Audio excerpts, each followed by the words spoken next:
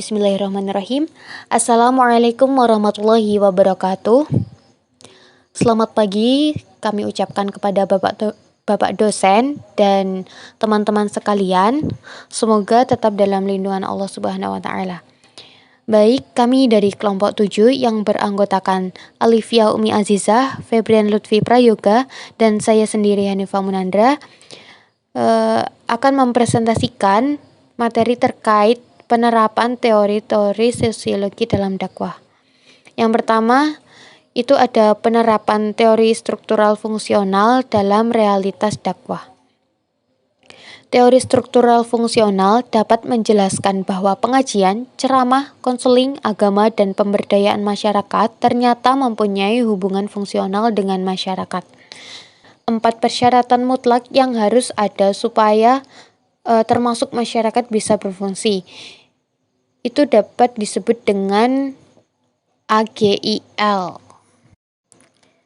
yaitu adaptasi atau adaptation, yang merupakan adanya adaptasi ini supaya masyarakat bisa bertahan.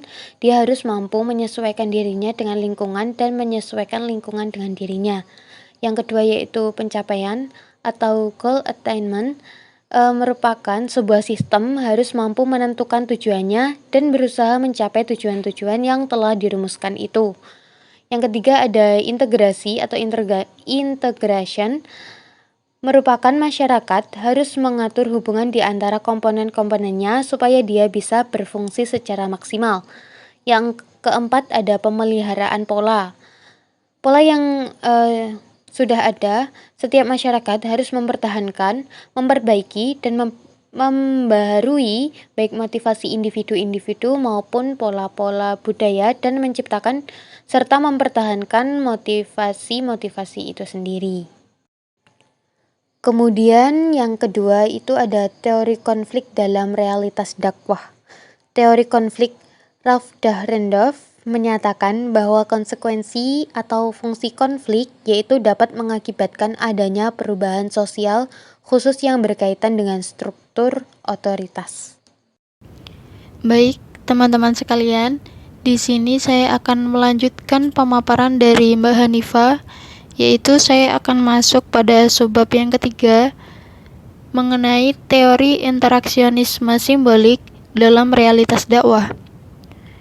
Adapun yang pertama adalah pandangan William James tentang teori interaksionisme simbolik. Teori interaksionisme simbolik ini yang dikemukakan oleh William James dilandasi oleh aliran pragmatisme yang berpendapat bahwasannya yang benar adalah apa yang membuktikan dirinya sebagai benar dengan akibatnya yang bermanfaat secara praktis. Dan yang kedua yaitu menurut pandangan Charles Horton Coley tentang interaksionalisme simbolik. Menurutnya, hidup ini tidak ada perbedaan secara biologis antara manusia yang satu dengan yang lainnya. Jadi, menurutnya Charles, di antara satu manusia dengan manusia yang lain itu tidak ada perbedaan dalam kategori kehidupan. Mereka itu sama saja antara satu dengan yang lainnya. Dan yang ketiga yaitu pandangan John Dewey tentang interaksionisme simbolik. John Dewey sendiri ini adalah seorang pragmatisme. Ia menyebut sistem pemikirannya dengan istilah instrumentalisme, yaitu suatu upaya untuk menyusun suatu teori yang logis dan tepat dari konsep-konsep, pertimbangan-pertimbangan, dan juga pengumpulan-pengumpulan dalam bentuknya yang bermacam-macam. Kemudian, yang keempat adalah pandangan George Herbert Mead tentang interaksionisme simbolik. Pemikiran George di sini mula-mula dipengaruhi oleh teori evolusi Darwin yang menyatakan bahwa organisme terus-menerus terlibat dalam usaha menyesuaikan diri dengan lingkungannya. Adapun yang selanjutnya mungkin akan dilanjutkan oleh teman saya, Mas Febrian. Saya persilahkan. Kemudian yang selanjutnya teori siklus dalam realitas dakwah. Sosiologi masyarakat. Peradaban Badui, orang kota, dan solidaritas sosial. Menurutnya penduduk kota terbiasa hidup mewah dan banyak mengikuti hawa nafsu, sehingga jika jiwa mereka telah dikotori oleh berbagai macam akhlak tercela. Sedangkan masyarakat Badui, meskipun berurusan dengan dunia, namun masih dalam batas kebutuhan dan bukan dalam kemewahan, hawa nafsu, dan kesenangan. Orang yang taat beragama sangat sedikit sekali yang tinggal di kota karena kota telah dipenuhi dengan kekerasan dan masa bodoh. Orang Badui lebih berani daripada penduduk kota, karena penduduk kota malas dan suka yang mudah-mudah.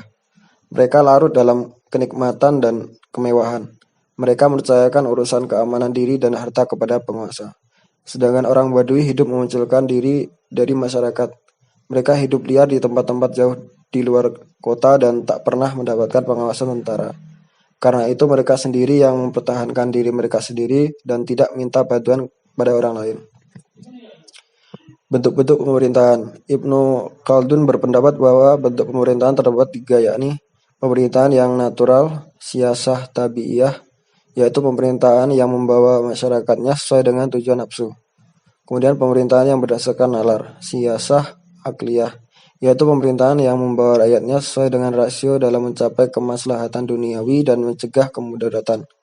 Kemudian pemerintahan yang berlandaskan agama atau siyasah diniyah, yaitu pemerintahan yang membawa semua rakyatnya sesuai dengan tuntunan agama, baik bersifat keduniawian maupun keukrawian.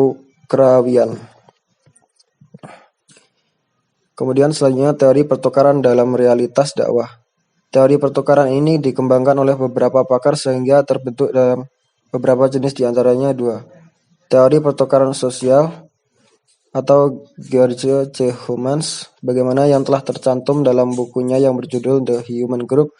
Menurut pendapat analisis fungsionalisme struktural mempunyai manfaat untuk menemukan dan memberikan uraian, akan tetapi pendekatan tersebut tidak mampu menjelaskan. Selanjutnya, berhubung pendekatan fungsionalisme struktur itu tidak dapat menjelaskan berbagai macam hal, maka menurut pendapatnya dianggap sebagai suatu kegagalan. Kemudian yang kedua, teori pertukaran perilaku atau Peter M. Blau. Perlu diketahui bahwa baik C. Human maupun Peter M. Blau menilai analisisnya pada proses interaksi, namun Peter M. Blau melanjutkan analisisnya dengan membahas struktur yang lebih besar. Ia menunjukkan bahwa dalam proses pertukaran dasar menghadirkan fenomena yang berupa struktur sosial yang lebih kompleks. Terima kasih.